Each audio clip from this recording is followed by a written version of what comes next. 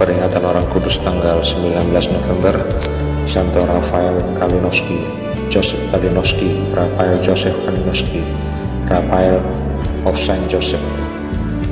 Dilahirkan 1 September 1835 kota Vilna, Lituania, sebuah keluarga bangsawan Katolik yang saleh.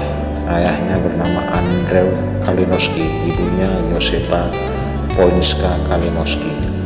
Andre Kalinowski guru matematika di sebuah sekolah bangsawan. Joseph kecil tumbuh berkembang dalam keluarga yang harmonis. Orang tuanya sangat mengasihi dia dan sejak kecil dididik dalam iman Katolik yang kuat. Semasa kecil Joseph belajar di rumah sampai usia 9 tahun. Pendidikannya dilanjutkan ke sekolah tempat di mana ayahnya mengajar. Joseph memiliki otak yang cerdas, lulus tahun 1850 dengan nilai yang sempurna. Sejak kecil, Joseph sudah mulai merasakan adanya panggilan khusus dalam dirinya. Ia merasa terpanggil untuk mengabdikan hidup sebagai seorang imam dan melayani Tuhan dan sesama. Niat dan pikiran kemudian disampaikan kepada orang tua, kemudian menasihatinya supaya belajar terlebih dahulu, melanjutkan kuliah. Pada masa untuk mencari universitas, hal yang tidak mudah bagi seorang Polandia ketika Rusia merebut Polandia dan Lituania 1795. Pemerintah Rusia menutup semua universitas Polandia. Satu-satunya universitas yang ada di Universitas Rusia. Tahun 1851, Joseph kemudian memilih Institut Agronomi di Horihorki. Di sana belajar ilmu kimia, pertanian, dan perkembangbiakan lebah. Beberapa waktu belajar, Joseph merasa bahwa ilmu tersebut bukan merupakan bidangnya, karena ternyata ia mempunyai talenta yang sama seperti ayah. Menyadari hal itu, 1853 Joseph beralih ke Akademi Teknik Militer Rusia Nikolaev di Saint Petersburg, masuk akademi bersama dengan seorang sepupu Lucian Polonsky. 1856 Joseph lulus dan menyandang pangkat letnan. Tahun 1857 ditunjuk sebagai asisten dosen matematika di akademi tersebut. Kemudian dikirim untuk mengawasi pembangunan jalan kereta api antara Kursk, Kiev, dan Odessa. Proyek pembangunan jalan kereta api terhenti dan tertunda 1860. Letnan Joseph kemudian ditugaskan kembali ke benteng di Brest-Litovsk. Karena pekerjaan yang baik dan pribadi yang dewasa, 1862 Joseph dipromosikan sebagai kapten dalam kepemimpinan staf umum. Selama 3 tahun Joseph bertugas di benteng dan merasa saat-saat yang menggelisahkan. Ia merasa ada sesuatu yang kurang. Akhirnya ia kemudian mulai mengajar sekolah minggu Katolik. Hal ini menyenangkan hatinya karena kepeduliannya amat tinggi kepada sesama, lebih-lebih yang menderita dan miskin. Maka Joseph pun mulai mengurangi dan membatasi pengeluaran biaya untuk kepentingan sendiri, sehingga ia bisa membantu kaum miskin di daerahnya. Tahun 1863, rakyat Polandia mulai bangkit melawan penindasan Rusia. Saat itu Joseph berada di posisi yang sulit. Dia tahu dan sadar bahwa pemberontakan dan revolusi mendatangkan banyak kerusakan dan kerugian di berbagai tempat. Namun di lain pihak menyetujui tujuan dari revolusi membebaskan rakyat Polandia dari penindasan Rusia. Joseph berpikir, jika ia ikut dalam gerakan revolusi mungkin dapat membantu dan membatasi mengurangi kerusakan yang terjadi. Karena pertimbangan itu, maka ia pun memutuskan keluar dari kesatuan militer Rusia dan bergabung dengan para pemberontak Polandia. Joseph pun meninggalkan Brest dan pergi menuju ke Warsawa. Di sana Joseph diminta oleh Dewan Nasional memimpin gerakan revolusi dan menjadi duta perang melawan Rusia untuk Reggio Vilna. Joseph yang sangat mencintai tanah airnya sehingga menerima tugas tersebut, walaupun dia sadar bahwa pemberontakan ini menimbulkan banyak kerugian. Dalam tugasnya kemudian Joseph mengatakan bahwa ia tidak akan pernah menjatuhkan hukuman mati bagi siapapun.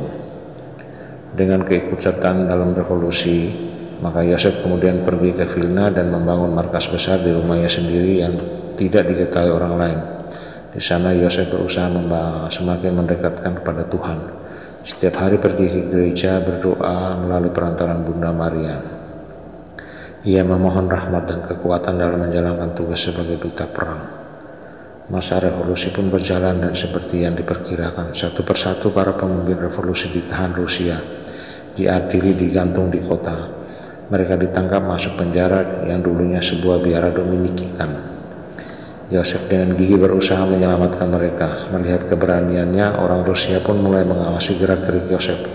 Tahun 1864 mereka pun menangkap Yosef dan memenjarakan. Selama dalam penjara, Yosef menulis riwayat hidupnya. Saya bangun setiap pagi pukul 5. Hal pertama terpikir olehku adalah doa, kemudian meditasi. Ketika membaca buku meditasi, saya banyak penghiburan. Setiap hari saya mendengar misa dan kejauhan. Jendela sel saya menghadap ke arah kebun yang merupakan sebuah alun-alun terletak dekat gereja Santo Kudus, tempat misa diadakan setiap pagi. Saya kemudian membuka jendela sedikit dan saya pun dapat mengikuti seluruh perayaan Ekaristi dengan kudus. 3 bulan berikut pemerintahan Muraviev menjatuhkan hukuman mati untuk pejuang yang berani itu. Namun karena Yosef sangat terkenal dan mungkin akan mendapat sebutan sebagai martir jika dihukum mati, maka kemudian mereka mengubah hukumannya menjadi 10 tahun kerja paksa di Siberia Timur. 29 Juni 1864, Yosef dikirim ke tempat pembuangan dan hukuman di Siberia. Ia pergi berjalan kaki sampai di pertambangan Usole-Sibirskoye tanggal 15 April 1864. Tinggal di sana sampai 1868. Tahun yang sama ia mendapat keringanan hukuman meninggalkan daerah pembuangan. Ia kemudian dikirim ke Irkutsk dekat Danau Bacal di daerah pembatasan Mongolia. Disinilah ia kemudian mengalami perubahan yang sangat besar dalam imannya. Yosef mulai melakukan karya-karya kerasulannya, walaupun ia mendapat banyak sekali penindasan yang membuatnya menderita, baik fisik maupun batin. Justru semakin membawanya berserah pada Tuhan. Hubungan Yosef dengan Tuhan pun semakin diperbarui. Semua penderitaan membuatnya semakin merasakan persatuan yang indah dengan Tuhan. Yosef yang senantiasa mewarnai hidupnya dengan doa terus-menerus membawa dampak yang baik bagi sesama tawanan di sana. Mereka begitu senang dengan kehadiran Yosef di antara mereka dan seringkali berdoa. Mereka berseru, dengan perantaraan doa-doa Yosef Kalinowski, bebaskanlah kami ya Tuhan. Tahun-tahun di Siberia dan pembuangan adalah masa-masa penuh rahmat bagi Yosef. Ia menunjukkan diri sebagai seorang pelayan Tuhan yang baik bagi sesama. Yosef senantiasa menyediakan waktu untuk memberikan penghiburan bagi para tawanan dan orang-orang buangan di sana. Ia menjadi seorang pemimpin rohani yang bijaksana, memberikan kekuatan melalui doa-doa. Yosef yang amat mengasihi Bunda Maria juga tidak pernah meninggalkan devosi kepada sang perawan tersuci ini. Ia percaya Bunda Maria senantiasa mendengarkan seruan anak dan menolong mereka. Di tempat pembuangan ini Yosef berteman baik dengan seorang imam Kapusin yang bernama Wenceslaus Nowakoski OF Kap.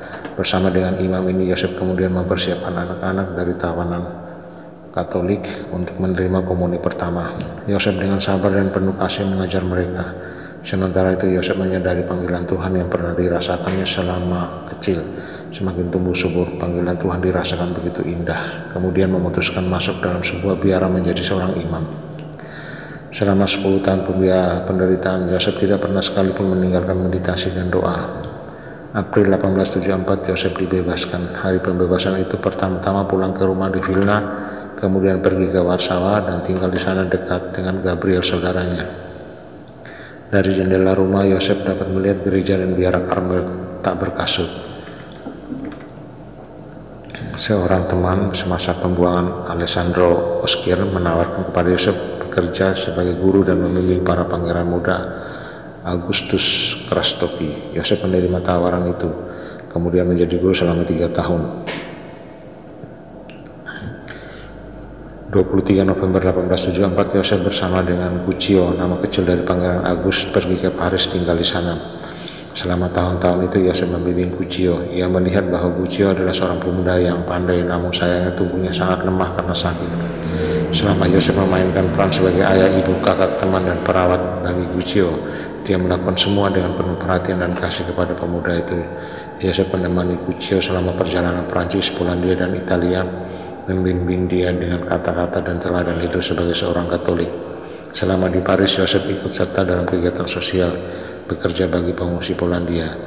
Yosef kemudian bertemu dengan seorang imam Karmel tak berkasut, Agustin Mary dari Sakramen Maha Kudus. Yosef sangat mengagumi bakat musik imam ini, terutama kehidupan rohaninya yang mendalam.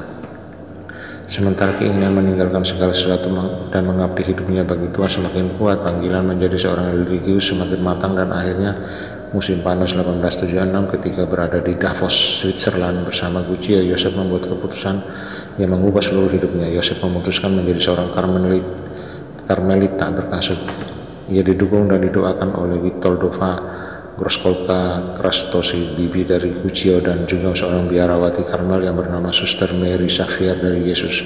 Dengan segala dukungan itu, Yosef semakin mantap akan pilihannya.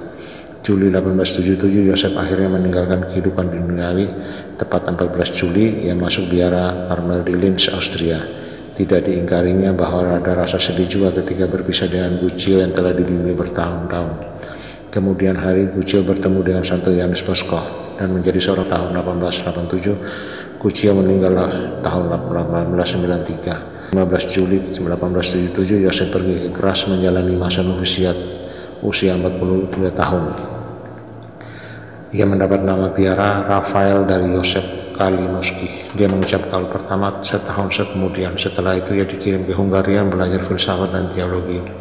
November 1881, Yosef mengucapkan kekalnya. Kemudian pindah ke Polandia, sebuah biara tua di Czerna. Di sana ia menyelesaikan studi teologi. Akhirnya ditabiskan menjadi imam uskup Krakow Albin Dunajewski. Setelah menjadi imam, Rafael ditunjuk menjadi pemimpin para novisiat. Kemudian 1883 menjadi pemimpin biara di Czerna. Karena perhatiannya, maka di kemudian hari ia mendapat sebutan sebagai martir pengakuan dosa, seorang bapak pengakuan yang penuh perhatian dan bijaksana. Rafael Kalinowski dengan penuh semangat dan cinta terus memberikan dirinya dalam pelayanan bagi Tuhan dan sesama. Dia juga tak hentinya berdoa bagi persatuan gereja dunia. Tahun 1904 atas perintah dari superiornya, Rafael mulai menulis riwayat hidupnya. 15 November 1907 di Wadowice, Rafael Kalinowski meninggal dunia karena sakit TBC. Ia meninggal dalam keadaan damai dan tenang. Berita tentang kematiannya itu didengar cepat, tersebar kemana-mana, dan ribuan orang datang untuk menghormati pria yang telah diramalkan akan menjadi seorang santun. Jenazah Rafael Kalinowski kemudian dipindah ke makam biara di Czerna, Krakow. Santo Rafael